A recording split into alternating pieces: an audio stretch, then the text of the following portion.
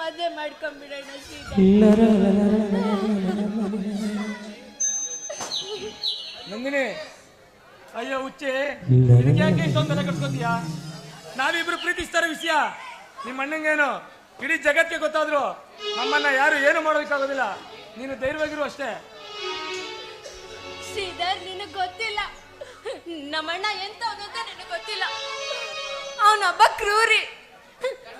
ಅವನ್ ಏನ್ ಮಾಡೋದಿಕ್ಕೂ ಏಸೋದಿಲ್ಲ. ಅವ್ನು ಇಂಜರಿ ಎಲ್ಲ ಗೊತ್ತಾ?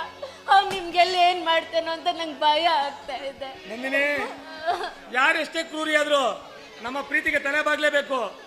ನಂದಿನಿ, ಕತ್ತಿ ಓಡೋಗ ಮದುವೆ ಆಗೋದಕ್ಕಿಂತ ಬಂದ ಕಷ್ಟನ ಎದುರಿಸಿ ನಮ್ಮೂರಲ್ಲೇ ನಮ್ಮ ರಾಮಂದ್ರ ದೇವಸ್ಥಾನದಲ್ಲೇ ಮದುವೆ ಆಗೋಣ.